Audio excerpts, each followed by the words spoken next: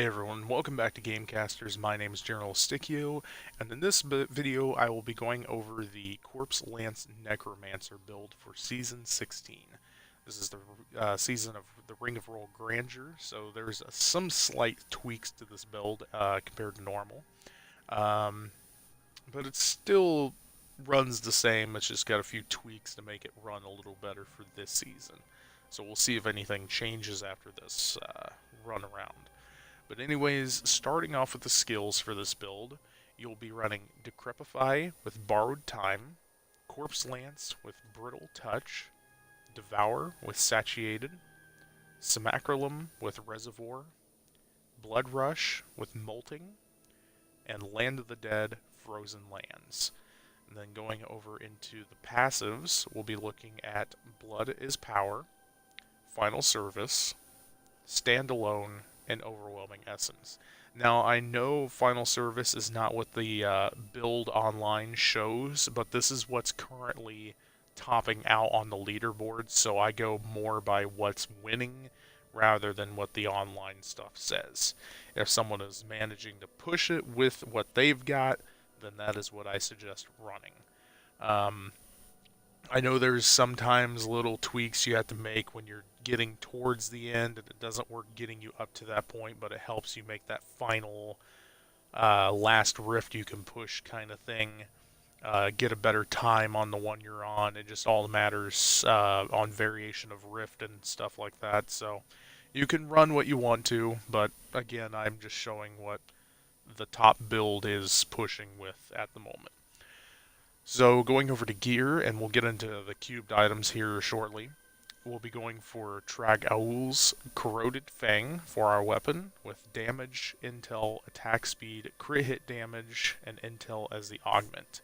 This will also have cooldown of all skills, maximum essence, and your gem is an emerald. Pestilence Gloves with intel, vitality, attack speed, crit hit damage, and then physical resistance could be a good stat if you get it, but the top four are the ones you'll be looking for. Now this is the slight tweak to this build I noticed because of the Royal Grandeur season, but we will have Corpse Whisper Pauldrons this season, running intel, vitality, and cooldown of all skills by 8% with Corpse Lance damage. Now I will say this, cooldown reduction is the big stat for this build.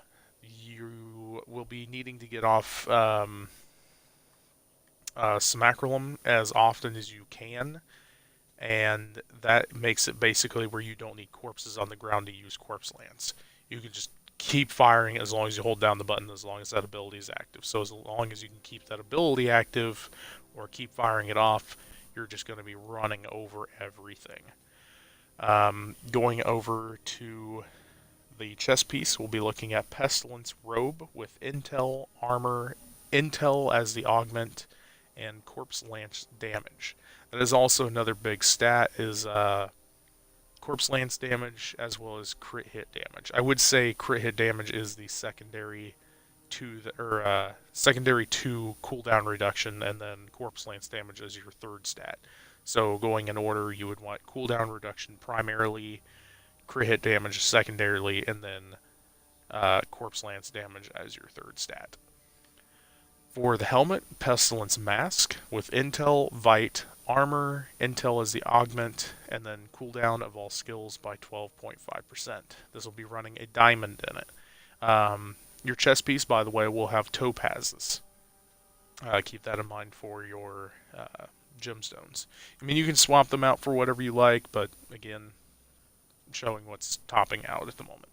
So we'll be running a Traveler's Pledge and Compass Rose set with cold skill damage, attack speed, critical hit damage, and intel in the augment, with a Zai's Stone of Vengeance as your legendary gem socketed. Lakuni Prowlers, or Lasuni, however you pronounce it, with cold skill damage, intel, vite, attack speed, intelligence from your augment, and then the thorns and life per second are optional. This is a primal, so I understand why they have it equipped and It's the best they probably got. Um, Lost Time as our offhand item with damage, intel, vite, and maximum essence with damage to elite enemies and corpse lands damage. Now this is not an ancient one, so they have not augmented it yet. So if that looks a little odd, that's why. You'll obviously be going for an intel augment on this one. Compass Rose as part of the Traveler's Pledge set. We'll be looking at intel, vite, attack speed, crit hit damage, and intel as the augment, with the Molten Wildebeest Gizzard as your legendary socket gem. Crisbin's Sentence is your other ring with intel, attack speed, crit hit damage, and Bane of the Trapped as your augmented, or not augment, but gem slot, legendary gem slot. Moving over to Pestilence Battle Boots with intel, vite, armor, intel as your augmented slot, and then Pestilence Incantations with intel, vite, armor, and Dainty's Binding with intel, vite, life, armor, intel as your augment. Now on these last two items you'll have intel augments on as well, but that is the current build. And again, like I've said in previous videos, I noticed this person has a lot of primals, and a lot of people are like, you can't get that many primals in the season or whatever. That's not the point of my videos. I don't really worry about how this person got their gear, if they cheated, whatever. I'm not promoting that. The point of these videos is to show you guys the builds and how they run, or what they use and stuff like that. I'm not the one getting the gear. That's just, this is the build, this is what you find online, this is what's topping out, and that's what I'm bringing to you guys. So if you guys see a video with a lot of primals in them, just know that it's not me promoting that, and it's not someone I know. I go over the leaderboards, I explain the builds, and I get the information to you guys. That's where the line is drawn. But moving on with the build video, for our cubed items, we'll be running Relina's Shadowhook, Leoric's Crown, and Convention of Elements.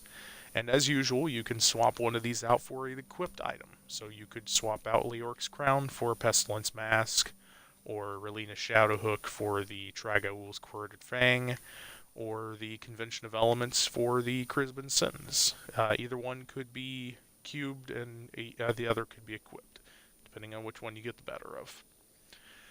But that is the Corpse Lance Necromancer build for Season 16. Again, your stats will be cooldown, crit hit damage, and then Corpse Lance damage. Intel is your primary stat for all your equipment and your augments. Your legendary gems, again, are Bane of the Trapped, Molten Wildebeest Gizzard, and Zai's Stone of Vengeance. Thank you guys for watching. If you like this video, give it a thumbs up, hit the bell, subscribe, the usual mumbo jumbo of YouTube. I try to keep you guys updated on builds every season. I would like to get more gameplay videos out. It's just been really hard lately, and I know a lot of people have been complaining about that, and I'm really sorry for that. But when time allows, that will come. But for now, I'm doing my best to help you guys out and keep the videos rolling and keeping the content going on the channel. So, again, thank you guys for watching. I'll see you in the next video.